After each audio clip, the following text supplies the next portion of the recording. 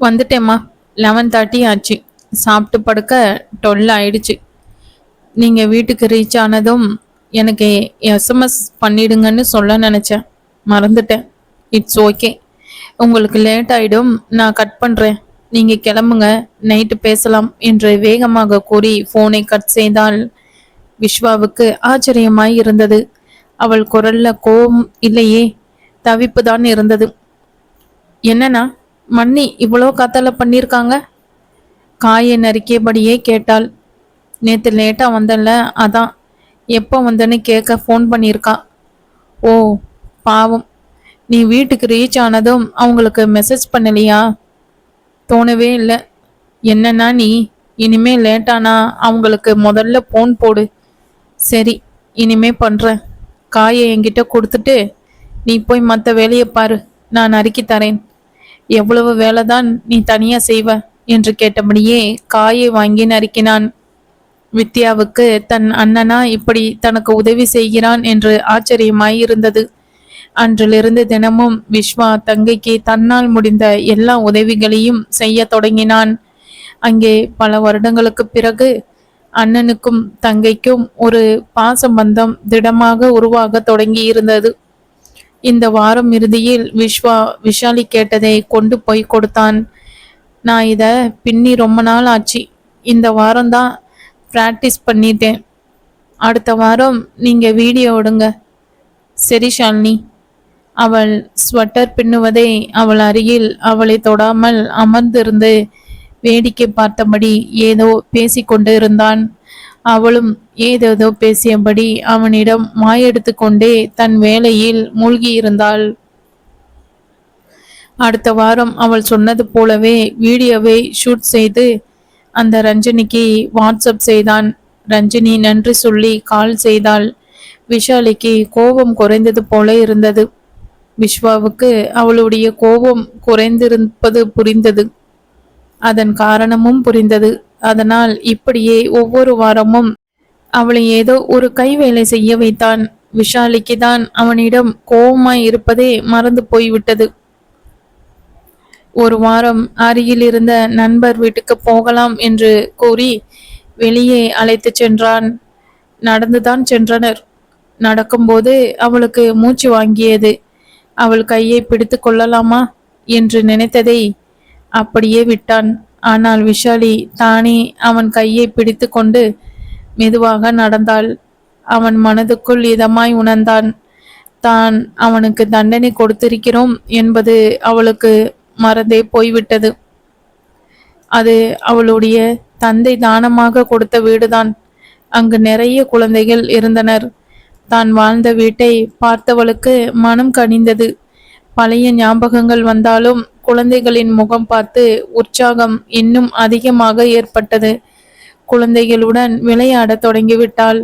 குழந்தைகளுக்கு நிறைய கைவேலை சொல்லித்தந்தாள். குழந்தைகளோடு குழந்தையாய் மாறிப்போனாள். விஷாலிக்கு மனம் பூவாய் மாறிப்போனது. கணவனின் மீது கொஞ்சம் கரிசனம் வந்தது என்று கூட தோன்றியது. விஸ்வாவுக்கு அவள் இப்படி சிரித்து சந்தோஷமாக இருந்தாலே போதும் என்று தோன்றியது. அப்போதுதானே வயிற்றில் இருக்கும் குழந்தை ஆரோக்கியமாக இருக்கும். அது ஆரோக்கியமாக இருந்தால் விஷாலியும் ஆரோக்கியமாக இருப்பாள் என்று நினைத்தான். அதனால் அவளுக்கு என்னவெல்லாம் பிடிக்குமோ அதெல்லாம் செய்தான். ஆனால் அவளை தொடாமலேயே செய்தான். இருவரும் மன நிறைவாக உணர்ந்தனர். ஆனால் அவ்வப்போது சீமந்தத்தின் நினைவு வந்து அவள் கோபத்தை நினைவுபடுத்திவிடும். உடனே அவனிடம் கடுகடுவென்று பேசுவாள்.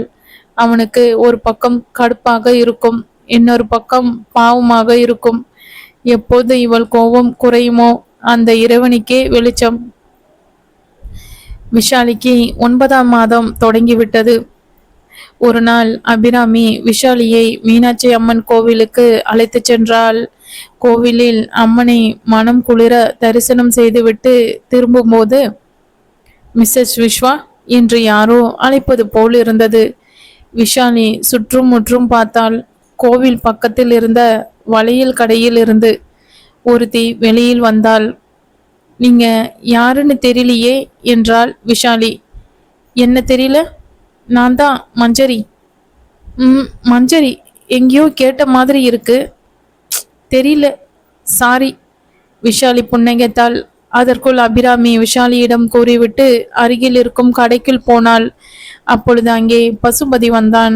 அவனை பார்த்ததும் விஷாலிக்கு அவள் யாரென ஞாபகம் வந்தது. ஓ, மஞ்சரி, நீங்களா? உங்க அண்ணனை பார்த்த அப்புறம்தான் எனக்கு உங்களை அடையாளம் புரிஞ்சது. எப்படி இருக்கீங்க? நான் நல்லா இருக்கேன். நீங்க எப்படி இருக்கீங்க? எப்போ டியூ டேட் கொடுத்துருக்காங்க? நானும் நல்லா இருக்கேன். இந்த மாசம் எண்டில் கொடுத்துருக்காங்க என்று அவளிடம் கூறிவிட்டு பசுபதியை விசாரித்தாள். நீங்க நல்லா இருக்கீங்களா? ரொம்ப நல்லா இருக்கும். விஸ்வா எப்படி இருக்கார்? நல்லா இருக்கார். சென்னையில் இருக்கார். மஞ்சரிக்கு கல்யாணம் பிக்ஸ் பண்ணியா இருக்கு. அதான் கோயிலுக்கு வந்தோம் என்றான் மகிழ்ச்சியுடன். Wow, super. வாழ்த்துக்கள் மஞ்சரி. தேங்க்ஸ் என்றாள் வெக்க புன்னகையுடன். எங்க எந்த ஊர் மாப்பிள்ள? என்ன பண்றாரு? எல்லாம் இதே ஊர் தான். என் ஃப்ரெண்டு தான். உங்க வாழ்க்கையை புரட்டி போட காரணமா இருந்தவன் தான் என்றான் பசுபதி. புரியல என்றாள் விஷாலி. இருண்ணா, நான் சொல்றேன் என்று தன் தமையனிடம் கூறிவிட்டு மஞ்சரி விஷாலியிடம் விளக்கினாள். எங்க அண்ணன் உங்க வீட்டுக்காரரும் நானும் சேர்ந்து இருக்கிற மாதிரி ஒரு போட்டோ காட்டினாரே, அந்த போட்டோவை எடுத்தது எங்க அண்ணன் ஃப்ரெண்டு தான். அவர் நான் ஜாகிங் பண்றச்ச என்னை ஃபாலோ பண்ணி என்கிட்ட தன் காதலை சொல்ல வரும்போது தான் நான் தடுமாறி விழப்போக விஸ்வா என்னை விழாம பிடிக்க அவர் அதை போட்டோ எடுக்க நான் விஸ்வான்னு ஒருத்தனை காதலிக்கிறேன்னு தெரிஞ்சு அதை விசாரிக்க அது உங்க புருஷன்னு எல்லோரும் தப்பா புரிஞ்சிக்க அதுக்கப்புறம் நடந்தது உங்களுக்கே தெரியும் என்று நீளமாக கூறி முடித்தாள். அட கடவுளே, எப்படியோ எல்லாம் நல்லபடியா முடிஞ்சது என்றாள் விஷாலி. நான் உங்ககிட்ட திரும்பவும் நடந்த விபரீதங்களுக்கு மன்னிப்பு கேட்குறேன். ஐயோ, அதெல்லாம் விடுங்க. இல்லைங்க, நீங்களும் சரி உங்க கணவரும் சரி ஒருத்தர் மேல ஒருத்தர் எவ்வளோ அன்பு, நம்பிக்கை, காதல் வச்சிருக்கீங்க. உங்களை மாதிரியே எல்லா கணவன் மனைவியும் வாழ்ந்தாங்கன்னா போதும், கோர்ட்டு கேஸ் டைவர்ஸ் எதுவும் இருந்துக்காது. விஷாலி மென்மையாக புன்னகைத்தாள். ஆமாங்க, எங்க அண்ணன் சொன்னார். அவர் உங்க கணவருக்கு ஃபோன் பண்ணி உங்களை பத்தி தப்பா சொன்னப்போ கூட உங்க கணவர் சொன்னாராம், என் மனைவியை பத்தி உன்னை விட எனக்கு நல்லா தெரியும், என் நண்பனை பத்தியும் நல்லா தெரியும். இது மாதிரி போட்டோ அனுப்புற வேலையெல்லாம் என்கிட்ட வச்சுக்காத. போனை வேடான்னு சொல்லி போனை கட் பண்ணிட்டு வராம். எத்தனை முறை ஃபோன் பண்ணாலும் இதே பதில் தான் சொல்வாராம். அன்னைக்கு நீங்களும் அதே மாதிரி தான் சொன்னீங்களாம். இப்படிதான் நம்பிக்கை வைக்கணும்னு என்கிட்ட எங்க அண்ணன் சொல்லிக்கிட்டே இருப்பார் என்றாள் மஞ்சரி. சரிங்க, நீங்களும் விஸ்வாவும் கட்டாயம் கல்யாணத்துக்கு வரணும். இந்தாங்க பத்திரிகை என்று கூறி தன் தங்கையின் திருமண பத்திரிகையை விஷாலியிடம் நீட்டினான் பசுபதி. ஆமா, நடுத்தெருவுல வச்சு பத்திரிக்கை கொடுக்குறோம்னு தப்பா எடுத்துக்காதீங்க என்றாள் மஞ்சரி. அப்படியெல்லாம் இல்லைங்க, கட்டாயம் வரும். எப்போ கல்யாணம்? இன்னும் 4 மாசம் கழிச்சுதாங்க. நீங்க உங்க ஜூனியரோட வந்துடணும் கண்டிப்பா. பாய். பாய்.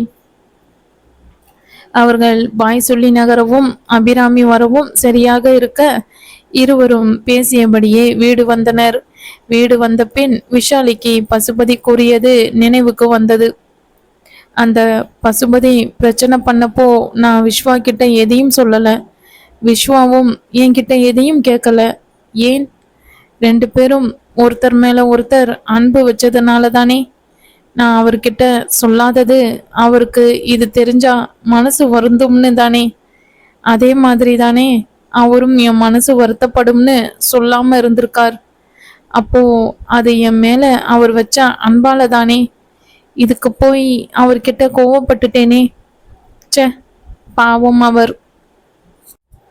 இப்படி நினைத்து வருத்தியபடியே அமர்த்தி இருந்தாள். ஆனாலும் அவளுக்கு விஸ்வாவை அழைத்து பேச தோன்றவில்லை. திடீரென்று தன்னுடைய கல்யாண ஆல்பத்தில் இருக்கும் தன் பெற்றோரின் படங்களை பார்க்க ஆசைப்பட்டு தன்னுடைய அறையில் இருந்த பீரோவை திறந்து ஆல்பத்தை தேடினாள். அப்பொழுது அவளுக்கு ஒரு பெரிய கவர் ஒன்று கிடைத்தது. என்ன இது? எடுத்து பிரித்து பார்த்தால் உள்ளே ஒரு பெரிய ஆல்பம் இருந்தது. நம்ம கல்யாண ஆல்பமா இது? இல்லையே, அது வேறு கவர்ல இருக்குமே. அதை பிரிக்கலாம் என்று உட்காரும்போது கீழே இருந்து மாமியார் அழைத்தாள். அதை அப்படியே கட்டிலில் வைத்துவிட்டு மெதுவாக கீழே இறங்கினாள். மாமியார் அவளுக்கு பிடிக்கும் என்று புலிக்காய்ச்சலை சமைத்து வைத்து கொண்டு அவளை சாப்பிட அழைத்தாள். மாமியார் கொடுத்ததை ஆசையாய் சாப்பிட்டாள். சூப்பரா இருக்குமா, இன்னும் கொஞ்சம் போடுங்கம்மா என்று கேட்டு வாங்கி உண்டாள். மருமகள் தான் சமைத்ததை விரும்பி சாப்பிடுவதை கண்குளிர கண்டு மகிழ்ந்தாள் அபிராமி. போதுமா? சூப்பரா இருக்குமா, நன்னா புளிப்பா. இன்னும் சாப்பிடணும்னு ஆசையா தான் இருக்கு. வயிற்றுல இடம் இல்லை, மிச்சத்தை நைட்டு சாப்பிட்டுக்கிற என்றவளை திஷ்டி வலித்தாள். மெதுவா போமா, ரெஸ்ட் எடுத்துக்கோ, உடனே படுக்காத, கொஞ்ச நேரம் கழிச்சு படுத்துக்கோ, சாயந்தரம் காப்பி போட்டுட்டு எழுப்புறேன் என்று எழுப்பினாள் அபிராமி. சரிம்மா என்று எழுந்து மாடிக்கு சென்றாள். கட்டிலில் அந்த ஆல்பம் இருந்தது. அவள் பாத்ரூம் சென்று முகத்தை கழுவி கொண்டு வந்தாள். கட்டிலில் அமர்ந்து ஆல்பத்தை எடுத்தாள். ஆல்பத்தின் முகப்பே அசத்தலாக இருந்தது. பூக்கள் சிதறியது போல இருந்த வெட்ட வெளியில் விஷாலியின் சிரித்த முகம் பளிச்சென்று இருந்தது. அடுத்த பக்கத்தில் விஷாலினி, ஷால்னி ஷால்னி, வி ஃபார் விஸ்வா, இந்த விஸ்வாவின் ஷால்னி என்று எழுதி அவன் போட்டோவும் அவள் போட்டோவும் அருகருகே ஒட்டப்பட்டு இருந்தது. பார்த்தவுடன் பிரமித்து விட்டாள். முதல் பக்கத்தில் ஆரம்பித்து ஒவ்வொரு பக்கத்திலும் விஷாலியின் வெவ்வேறு தோற்றத்தில் இருக்கும் புகைப்படங்கள் ஒட்டப்பட்டு அதன் அருகில் அவளை பற்றி அழகான கவிதை எழுதப்பட்டு இருந்தது. அவளை அங்குலம் அங்குலமாக வர்ணித்து எழுதப்பட்டு இருந்தது. கண்ணில் ஒற்றிக்கொள்ளும்படி அழகாக கையெழுத்து எழுதப்பட்டு இருந்தது. ஒவ்வொன்றாக பார்த்து பார்த்து மனதுக்குள் வியந்தாள். இதெல்லாம் அவன் கோவிலில் வைத்து அவளை பெண் பார்த்த அன்றிலிருந்து அவர்களின் நிச்சயதார்த்த தேதிக்கு முந்தைய நாள் வரையிலான தேதியிட்டு அழகாக அலங்கரிக்கப்பட்டு இருந்தது. அவரும் என்னை மாதிரியே கல்யாணத்துக்கு முன்னாடியே என்னை லவ் பண்ண ஆரம்பிச்சிட்டார். அப்ப அவர் உண்மையாதான் சொல்லியிருக்கார். என் மேல நிஜமாவே அவருக்கு லவ் இருக்கு. மீனாட்சி திரும்பவும் நீ என்ன காப்பாத்திட்ட. நான் எவ்வளோ பெரிய தப்பு பண்ணினேன். அவரை போய் கல் மனசுக்காரன்னு நினைச்சனே. பாவம், என்னை எவ்வளவு அன்பா பார்த்துட்டு அவளுக்கு இருப்பு கொள்ளவில்லை. ஆனால் இப்பொழுதும் அவளுக்கு விஸ்வாவை அழைத்து பேச தோன்றவில்லை. ஏதோ ஒன்று அவளை தடுத்தது. பேசியிருக்கலாமோ என்று அவள் இன்னும் சற்று நேரத்தில் வருத்த போவது தெரிந்திருந்தால் ஒருவேளை பேசியிருப்பாளோ. விஸ்வாவுக்கு அன்று காலையிலிருந்தே விஷாலியை பார்க்க வேண்டும் என்றே தோன்றிக் கொண்டிருந்தது. ஏன் என்று புரியாமல், ஒன்னும் புரியல, சொல்ல தெரியல, கண்ணு மொழியில, கண்ட அழகுல ஆசை கூடுதே. காலையில் கேட்ட கும்கி பாடல் நினைவுக்கு வந்தது. தன்னுடைய ரிஜனல் மேனேஜருக்கு ஒரு மெயிலை தட்டிவிட்டு உடனே கிளம்பினான். வீட்டுக்கு வந்து வித்யாவிடம் சொல்லிவிட்டு கிளம்பி விட்டான். எப்படி நான் போவேன்? மணி 3 ஆகுறதே. பாண்டியன் கூட இந்நேரம் கிளம்பி இருக்குமேனா? ஏதாவது பஸ்ல டிக்கெட் கிடைச்சதா? உன்னோட மண்ணியை பார்க்கணும் போல இருக்குடி. டெலிவரிக்கு இருக்கிற வைஃப் வேற. ஃப்ளைட் டிக்கெட் புக் பண்ணிட்டேன். சாயந்தரம் 6:30. Bye. I am going to Madurai to meet my love. Oh சூப்பர்ண்ணா, பத்திரமா போயிட்டு வா. இந்த பால்கோவாவை பண்ணினேன், மன்னிக்கு ரொம்ப பிடிக்கும், கொண்டு போய் கொடு என்று பால்கோவா டப்பாவை நீட்டினாள். தேங்க்யூ, அத்திம்பேர்கிட்ட சொல்லிடு, பை என்று கூறி டப்பாவை வாங்கி கொண்டு கிளம்பினான். இரவு 9 மணி ஆகியது. மாமியார் செய்து கொடுத்த புளியோதரையை மிகுந்த ஆவலுடன் சாப்பிட்டு விட்டு தன்னுடைய அறையில் வந்து அமர்ந்தாள் விஷாலி. ஏனோ மனம் மிகவும் மகிழ்ச்சியாக இருப்பதை போல தோன்றியது. தன் கணவனுடன் கழித்த இன்பமான தருணங்களை எண்ணி எண்ணி தனக்குள் சிரித்து கொண்டாள். கண்ணாடியில் அழகு பார்த்து கொண்டாள். கைகள் இரண்டிலும் நிறைய வண்ண வண்ண கண்ணாடி வளையல்கள் கலகலவன ஒளி எழுப்பியது. திரும்ப திரும்ப கையை ஆட்டி ஆட்டி அந்த வளையல் ஓசையை கேட்டு கேட்டு சிலிர்த்தாள். வளகாப்பின் போது தன் கணவன் ஆசையாய் அணிவித்த வைர வளையல்களை மென்மையாக தடவி பார்த்து அதன் மீது முத்தமிட்டாள். என்னவோ அவனையே முத்தமிட்டதை போல இருந்தது அவளுக்கு. செழுமையடைந்து பெரிய வயிற்றுடன் கன்னங்கள் இரண்டும் தன்னுடைய அழகுக்கு தாய்மையின் அழகு மேலும் அழகு சேர்த்து கொண்டு இருந்தது. தன்னுடைய நிறம் இன்னும் அதிகமாகி பொன்னை போல ஜொலிப்பதாக நினைத்தாள். தான் அணிந்து கொண்டிருக்கும் இளஞ்சிவப்பு சுடிதாருக்கு தன்னுடைய நிறம் மேட்சிங்காக இருப்பதாக நினைத்தாள். இப்படி தாய்மையின் அழகு மிளிர இருக்கும் தன்னை தானே திஷ்டி வலித்து கொண்டாள். இந்த அழகு அவனால் வந்தது அல்லவா? அவன் என்னை காதலிக்காமல் இருந்திருந்தால் இந்த பாக்கியம் கிடைத்திருக்குமா? விச்சு, என் விச்சு, விச்சுக்குட்டி, சீக்கிரம் வாடா என்று அங்கு மாட்டப்பட்டு இருந்த தங்கள் கல்யாண புகைப்படத்தை பார்த்து வாய்விட்டு அவனை அழைத்தாள். இப்பொழுது அவனிடம் பேச வேண்டும் என்ற ஆர்வம் அதிகமாக தன் கைபேசியை எடுத்து அவனுடைய எண்ணுக்கு அழுத்த அது சுவிட்ச் ஆஃப் என செய்தி வந்தது. உங்க அண்ணாவா? இங்கேயா? என்ன சொல்ற நீங்க?